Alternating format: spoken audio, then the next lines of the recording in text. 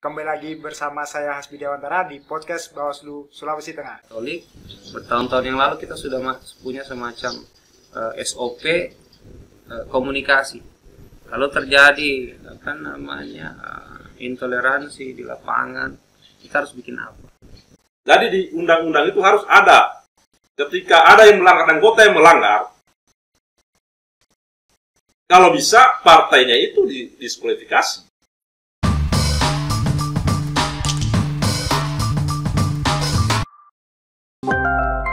Baik, kemudian bagaimana strategi? Nah, tadi kan sudah tanggapan dari organisasi keagamaan. Kemudian untuk Pak Sutarmi sendiri, strategi dari Bawaslu ataupun Bawaslu Sulawesi Tengah terkait dengan isu politisasi sara ini untuk pemilu 2024 bagaimana? Ya, baik.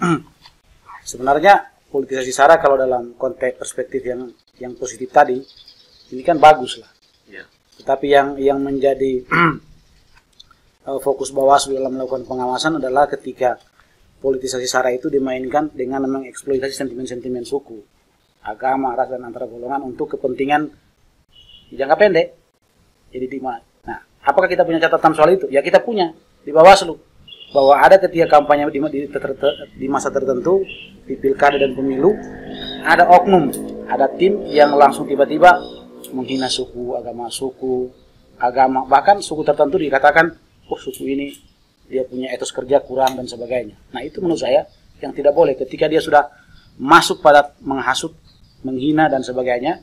Seperti misalnya dalam pasal 280 di larangan itu kan sudah dengan tegas mengatur, bukan cuma soal larangan. Di pasal 521 di Undang-Undang 7 2017 menyebutkan bahwa setiap tim, peserta atau pelaksana kampanye yang melanggar larangan pasal 280 ayat 1 huruf A, B, C, D, E, F, G, H itu kenakan pidana 2 tahun. Jadi bukan cuma ada konsekuensi administratif, tetapi juga ada sanksi pidana. Pidana. Orangnya, personalnya kan. Ya, cuma memang situ dibatasi pada tim pelaksana peserta. Ya. Bukan partai politik belum. Peserta bisa masuk. Oh, peserta. Peserta pemilu. Oh. Bisa masuk dalam unsur itu. Nah, itu menurut saya yang pertama. Nah, yang kedua, bahwa menggandeng teman-teman semua ini kan adalah ikhtiar kita bersama. Harapannya kan bahwa menurut kami percaya bahwa cara juga yang mungkin bisa efektif untuk meredam isu ini adalah bagaimana meningkatkan literasi, meningkatkan kecerdasan kita. Nah, oleh karena itu, harapan kita dengan teman-teman kerjasama ini adalah agar masing-masing kader-kader yang secara segmentasi agak kurang bisa disentuh Bawaslu, ini bahwa dengan teman-teman organisasi bisa masuk ke situ. Bagi kami harapannya kan, terserah dia misalnya di Ansor, di Prajaniti, ataupun di Pemuda Katolik, ke depannya kadernya mau jadi apapun, mau jadi dosen, mau jadi buruh, jadi PNS, tidak ada masalah bagi kami di Bawaslu, sepanjang dia dapat dari kami sesedikit pengetahuan, dan ke depannya dia punya perspektif pengawasan pemilu, bahwa dalam pemilu ini loh yang tidak boleh, ini loh yang tidak boleh. Nah, harapan kita kan, memperhatikan kultur Sulteng yang begitu heterogen. Nah, ini kan menjadi masalah sehingga bagi kami cara untuk meredam politisasi sara itu yang tetap seperti ini. Tingkatkan literasi, gandeng teman-teman semua untuk sama-sama kita. Ya, kalau perlu tentu bukan cuma gerakan yang ini. Harus masif memang. Jadi kapan misalnya dengan teman-teman GP Ansor, Parada, Prajaniti, Pemuda Katolik dan lain-lain, semua kadernya di bawah bisa kita sentuh dengan pendidikan pengawasan pemilu. Yang terakhir menurut saya adalah bahwa per hari ini dalam pemahaman kami di Bawaslu, tugas untuk melakukan pendidikan politik itu bukan tugas Bawaslu, bukan tugas KPU. Itu tugas partai politik. Nah, tugas ini kadang tidak dilaksanakan oleh partai politik dan ini diambil alih oleh teman-teman KPU dan teman-teman Bawaslu, mengingat ini kosong. Nah, harusnya kalau misalnya tugas pendidikan politik ini tugasnya Bawaslu ya enak lah. Tapi ini kan tugasnya partai politik. Partai politik ini datang kami undang nanti pelatihan saksi kan? Saksi parpol. Tidak ada PPN-nya. Nah, itu lagi. Itu. Ini problemnya. Nah, tetapi kita selalu optimis lah. Selalu optimis. Kita bisa ada toleransi di Sulawesi Tengah. Kira-kira dengan hal-hal seperti ini, saya yakin ini isu-isu bisa kita redam lah. Kalaupun kemarin misalnya tiba-tiba kejadian, ya kami langsung komunikasi. Kalau misalnya tiba-tiba dia pengurus organisasi tertentu, ya kami kontak ketuanya bahwa ada problem seperti ini, ada problem seperti ini, supaya kedepannya orang memang tidak siap menang tapi tidak siap kalah. Saya yakin itu di pemilu juga konsensus. Tetapi kalaupun menang, ya jangan juga secara vulgar mengeksploitasi sentimen-sentimen suku, agama dan segala macam itu. Saya juga termasuk tersinggung kemarin beberapa kampanye pilkada menyebutkan, itu tiba-tiba dibilang, ini orang Kaili itu dia punya etos kerjanya kurang. Aduh, kita sebagai orang Kaili juga merasa tidak enak lah. Tentu kalau misalnya pada kita yang punya sedikit pengetahuan, anggaplah sudah aman lah. Tapi kalau orang yang patah pensil di luar kan jadi problem serius. Nah, padahal yang bilang orang Kaili juga kan begitu, itu jadi. Tapi ini kan menurut saya hanya karena itu kejadian kemarin ya, fakta ya? Pernah kejadian itu, sehingga sebenarnya saya bilang ke sini. Nah, karena kalau tidak kejadian itu fitnah. Ya, lampau. Nah, itu kampanyenya. Nah, mudah-mudahan kedepannya jangan lagi ada yang begini-beginilah. Ya. Harapan saya pemilu kita baik-baik saja kan, tidak jadi soal ente mau dari suku mana, dari agama apa, dari golongan mana mau jadi pemimpin. Yang penting caranya konstitusional lah. Soal tadi itu saya sudah paham kalau Pak Ketua punya kan.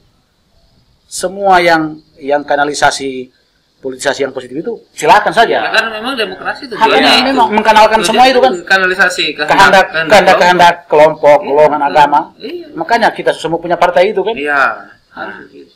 Hanya gerbong-gerbong yang berpikiran positif harus rame-rame kita ya, itu. Sama-sama. Ini kan negeri kita semua ini. Iya.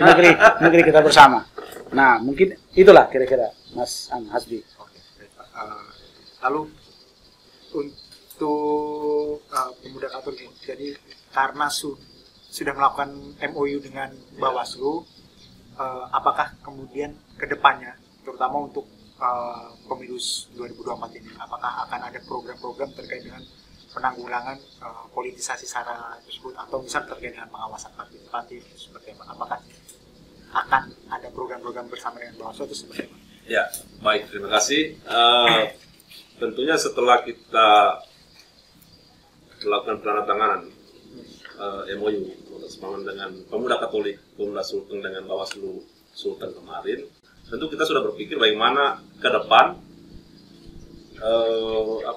kita melakukan kegiatan bersama. Ketika misalnya ada kegiatan Pemuda Katolik, kami akan mengundang dari Bawaslu untuk menjadi narasumber untuk bicara tentang pengawasan partisipatif. Iya. Kemudian selain itu, selama ini kalau untuk di media sosial kita dari semua yang diposting Bawaslu itu selalu kita juga kan, kita share supaya maksudnya itu konten-konten Bawaslu, tapi kami yang share juga, waktu share. Ya. Boleh begitu? Alhamdulillah. Ingat itu adminnya. Ya. Jadi kadang-kadang kita share, meskipun itu konten dari Bawaslu. Karena tujuan kita adalah bagaimana caranya supaya informasi dari Bawaslu ini bisa tersampaikan kepada baik kelompok kami di Katolik sendiri maupun kelompok yang pada umumnya. Sehingga kalau untuk program-program seperti itu, jadi di media sosial kita akan lakukan itu. Kemudian untuk kegiatan Pemuda Katolik ke depan, kami berupaya supaya selalu menghadirkan Bawaslu untuk menjadi narasumber. Artinya mudah-mudahan tidak selalu bertabrakan misalnya kegiatan-kegiatan sosialisasi soal pengawasan partisipatif ini, pengawasan pemilu. Dan kami juga tentu berharap dari kerjasama ini juga dengan Bawaslu ada ini kan belum terlalu konkret kemarin, maksudnya hal-hal apa saja yang perlu. Jadi sebetulnya kita Pemuda Katolik, Pemuda Sultan kemarin itu masih menunggu konfirmasi juga, maksudnya yang melakukan hal-hal yang kerjasama kan yang seperti apa yang kan lebih konkretnya. Kalau misalnya di poin-poin di MOU kemarin kan lebih masih secara umum saja, secara umum saja kerjasama secara umum. Tetapi maksudnya untuk yang lebih spesifiknya itu ke depan kita kerjasama yang maksudnya yang konkretnya hal-hal seperti apa saja yang kita bisa lakukan secara bersama-sama dengan Bawaslu maupun dengan Pemuda Katolik. Jadi kalau untuk yang di Palu kan meskipun kalau secara struktur kan Pemuda Katolik ini dia dari nasional misalnya provinsi, kabupaten, kecamatan sampai desa lah. Cuman kalau untuk Sulawesi Tengah ini kan karena jumlah umat Katolik kan memang tidak terlalu banyak, sehingga dan di Sulawesi Tengah ini lebih banyak umat Katolik itu adanya di desa, di kecamatan, sehingga struktur itu putus-putus, tidak utuh dia. Nah, sehingga macam di Palu, karena ada 2 gereja Katolik, 2 paroki namanya, sehingga bisa kalau misalnya kita buat kegiatan dan sosialisasi, bisa kita buat di gereja Katolik Santo Paulus yang di Jalan Patimura, bisa juga kita buat kegiatan sosialisasinya di gereja Katolik Santa Maria yang Tangkasi. Itu untuk di Kota Palu, karena ada 2 gereja Katolik itu saja. Kalau untuk di kabupaten, susah. Karena jangkauan itu, umat Katolik itu adanya di desa-desa. tersebar, tidak terfokus di satu apa begitu kan. Seperti itu. Jadi jangkauannya agak jauh. Seperti itu. Kemudian untuk Prajaniti sendiri, karena terkait dengan MOU dengan Bawaslu kan, kalau yang saya ketahui dan juga sudah dibicarakan sebelumnya itu kan ada pada Prada. Iya. Jadi kalau Prajaniti sendiri kan, apakah kemudian program terkait dengan politisasi SARA ini untuk persiapan pemilu 2024 kemudian akan ada, kemudian kalau akan ada pun apakah di Prajaniti sendiri atau di Prada atau di organisasi lain di Oke, terima kasih. Jadi kembali lagi bahwa di umat Hindu itu kan ada hutang terhadap negara. Nah, salah satu membayar hutang atau kewajiban kita itu adalah berpartisipasi dalam negara itu. Jadi salah satunya mungkin ke depan kita mencoba berkolaborasi dari proses perekrutan teman-teman dari kader di kabupaten, di kecamatan yang bisa berkontribusi untuk penyelenggara dalam pemilu. Karena biasanya di daerah-daerah transmigrasi itu agak kesulitan dalam proses perekrutan. Itu Susah itu. Nah, mungkin di situ kita coba Susah kolaborasi. kalau di daerah trans. Itu Apa itu? untuk perekrutan. Menyelenggara pemilu. Biar pengawas TPS susah itu. Tidak susah. Nah, Kalau dia susah. Gitu. Iya, susah di daerah. Aduh. Nah, harapan kita itu salah satu entry point-nya yang kita mau tinjau nanti beberapa di daerah titik-titik tertentu, di daerah transmigrasi khususnya di apa namanya komunitas Bali. Kita minta supaya teman-teman kita di Prajanitinya kerjasama dengan Prada, nanti kita siapkan kader-kadernya. Kemudian bagaimana proses mekanismenya kita bantu nih. Nah, itu di penyelenggara. Begitu juga kalau misalnya ada kader-kader kita yang mau masuk ke politik, kita juga siapkan. Karena hakikinya Prajaniti ini adalah organisasi yang membidangi di bidang hukum, politik, sosial, dan pendidikan. Jadi, kalau berbicara tentang politik, bukan di Prada, tetapi di Prajaniti. Begitu juga di bidang advokasi, hukum, dan yang lain-lain. Makanya salah satu poin nanti ke depannya kita mempersiapkan kader-kader kita yang bisa dan wajib untuk melakukan proses kaderisasi membantu di pemilu nanti. Baik dia menjadi penyelenggara atau pelaku dari politik sendiri. Ataupun tidak, melalui Prajaniti juga kita akan bantu untuk sosialisasikan melalui pura, kemudian kegiatan-kegiatan sosial di tingkatan desa itu yang ini.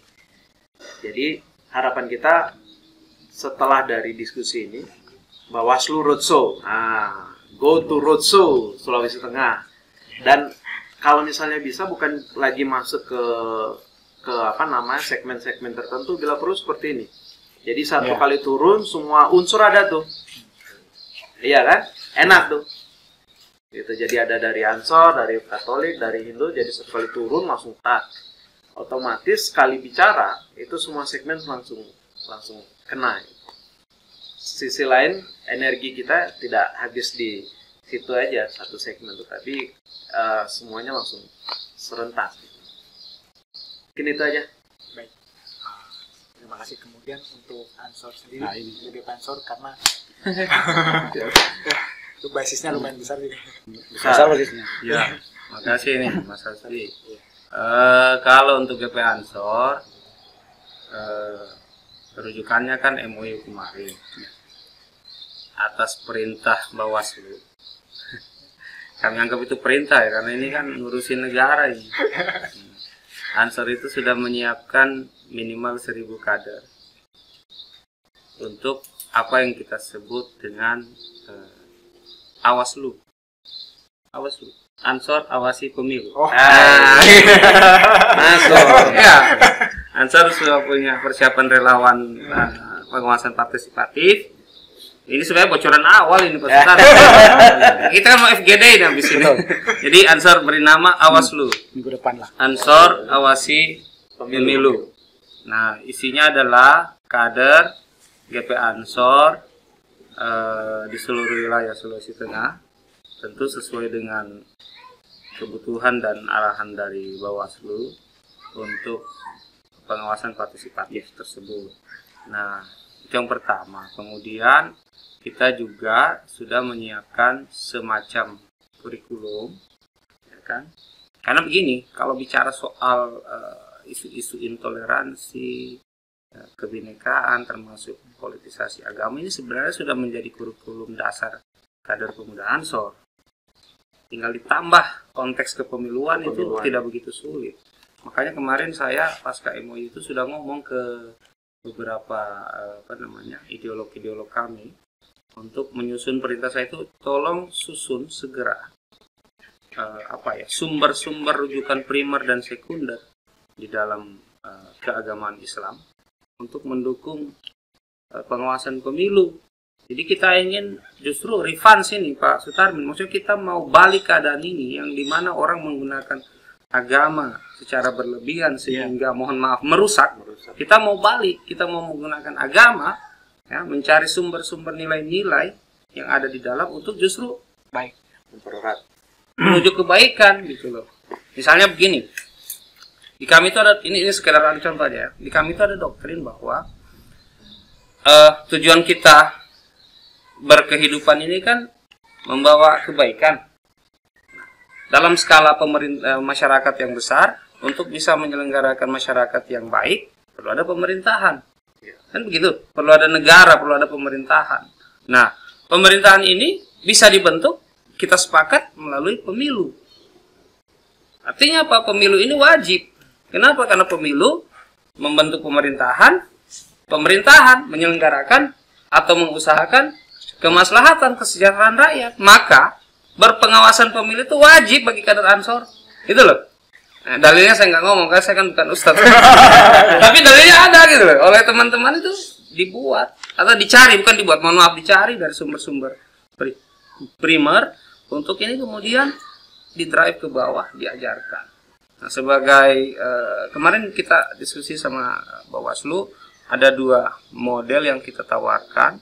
Pertama, Bawaslu dengan kita mungkin semua nanti bisa membuat forum-forum khusus terkait hal tersebut untuk literasi tadi ya, meningkatkan bacaan dan pengetahuan kader kita yang kader Awaslu itu supaya punya upgrading pengetahuan, kira-kira begitu secara khusus. Nah, yang kedua, kita membuka ruang seluas-luasnya kepada Bawaslu untuk masuk ke ruang-ruang kaderisasi formil maupun informil yang ada di GP Ansor. Nah, ini sebagai informasi, sampai dengan Desember kita sudah termatriks, terjadwal, ada sekian belas lah kaderisasi yang siap dilaksanakan. Contoh misalnya yang paling dekat, kita tanggal 9 besok ada kaderisasi di Kebanseran di Kecamatan Mamusalato, Morowali Utara. Ya, Morowali Utara. Mamusalato itu perbatasan terakhir sebelum Kabupaten Banggai. Kemudian tanggal berapa ini di Rio Pakava. Kita barusan selesai di Rio Pakava. Cuma sayangnya karena memang dengan Bawaslu Donggala belum, sehingga belum mengisi itu. Betul. Makanya ini kalau kita bisa segera, setiap ada kaderisasi bisa jalan Bawaslunya itu ke situ supaya nyantol.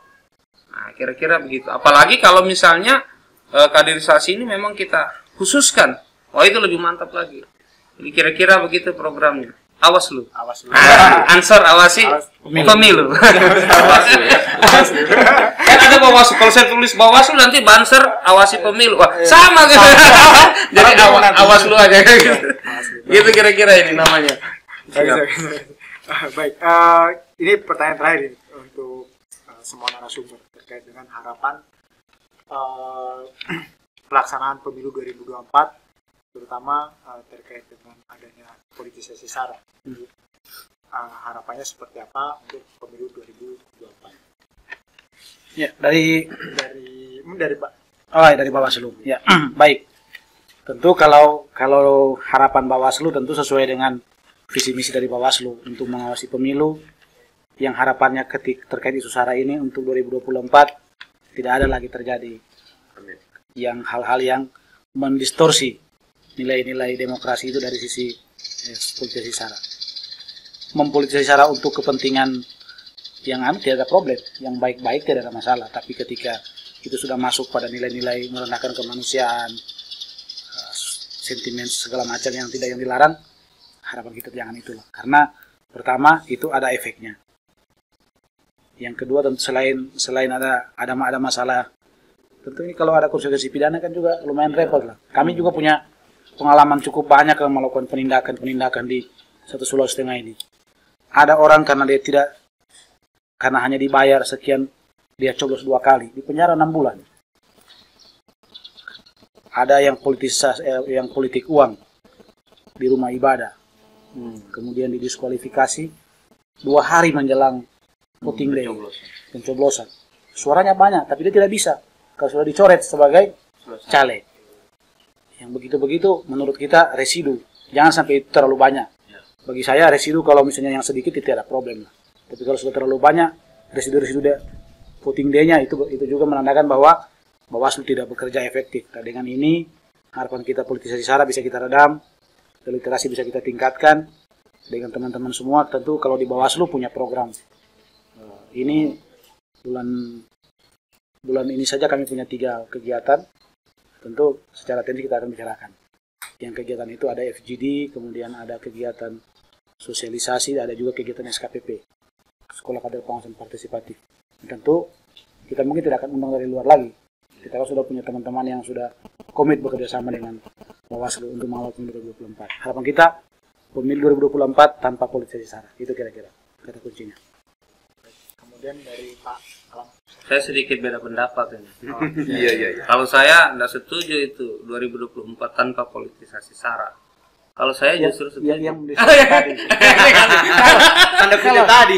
Kalau yang baik-baik, kalau yang baik-baik silakan. Nanti dicari judulnya. Malah saya sebaliknya, kita harus melakukan politisasi SARA dalam artian positif. Nah itu positif. Artinya begini, jangan cuma kita, menurut saya, jangan cuma kita menghindari yang negatif. Sampai situ cukup. Enggak. Kalau menurut saya, hindari yang negatif, kemudian kita cari yang positif. Maksudnya gini, misalnya, tadi saya sudah bilang, dalam nilai-nilai keislaman, ternyata banyak nilai yang bisa mendukung penyelenggaraan pemilu. Iya. Ini harus kita eksploitasi, Pak. Betul. Yang kedua, misalnya dari segi kesukuan, misalnya kita kenal katakanlah Tanah Kaili punya tokoh legenda Tadulako.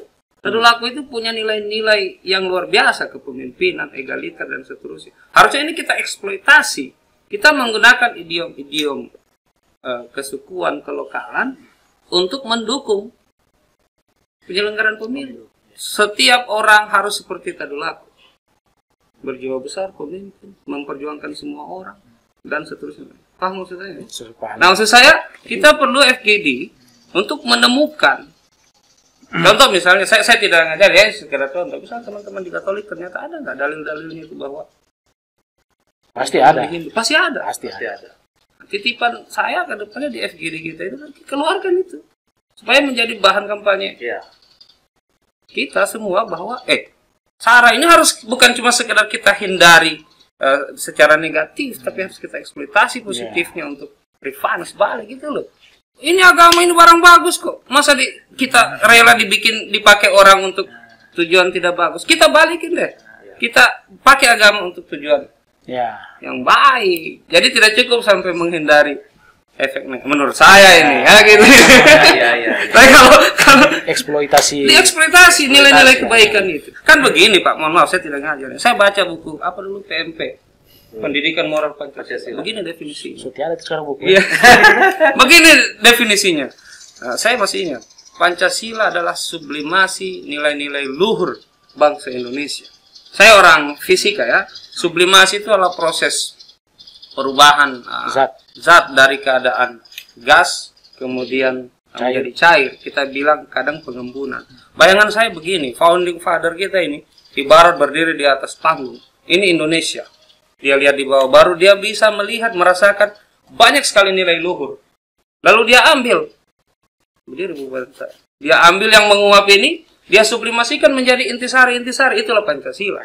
Nah, maksud saya dengan cara yang sama, kita harus menemukan nilai-nilai luhur itu di setiap agama, di setiap suku, di setiap golongan, untuk kita ambil, pakai. Jangan cuma dipakai orang untuk kepentingan yang sesat dan tidak bertanggung jawab itu. Kita baleki bahwa kalau kita mengawasi pemilu, bahwa kita menyelenggarakan pemilu dengan baik, masuk surga ente. Ya serius. Betul. Kenapa masuk surga? Karena ngurusi pemerintah untuk kemaslahatan. Ini kan doktrin, Pak. Betul. Jangan hanya dipakai untuk hal negatif. Kalau yoga masuk nirwana. Nah, kira-kira begitu ini, Mas Hasbi ini idenya nih. Terima kasih. Karena setiap orang boleh lah untuk berbeda pendapat. Boleh. Sama sih. Pokoknya sama. Pokoknya sama.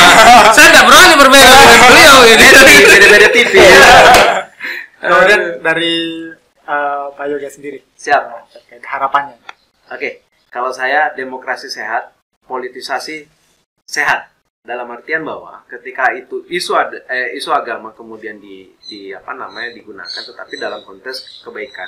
Saya sepakat bahwa saya adalah Hindu, kemudian saya mengajak ayo kita Hindu sama-sama membangun Sulawesi Tengah, itu kan sehat. Sehat. Konteksnya kan sehat. Tetapi ketika saya bilang saya agama Hindu kemudian saya menjelekan agama itu yang kurang sehat. Jadi saya berharap bahwa kita ini ibarat taman bunga. Ada hijau, kemudian saya coklat, kemudian ada kuning. Ini adalah betapa indahnya kebinekaan ini. Begitu juga dalam demokrasi kita. Ketika ada beragam suku di dalam itu, berproses dan berjuang dan kemudian berkontribusi terhadap negara ini, betapa indahnya dan betapa luar biasanya negara kita. Makanya saya sekali lagi mengatakan demokrasi sehat, politisasi sehat. Itu. Kalau berbicara tentang SARA, otomatis ketika dia menjelek-jelekan agama, suku, Nah itu yang salah. Sudah tidak sehat. Entry point-nya di situ. Jadi terakhir, jangan biarkan orang-orang negatif berada di ruang-ruang sehat ini. Menurut saya ini sudah mulai menurut saya ini adalah cerdas dari Bawaslu Sulawesi Tengah, sudah merekrut orang-orang luar biasa.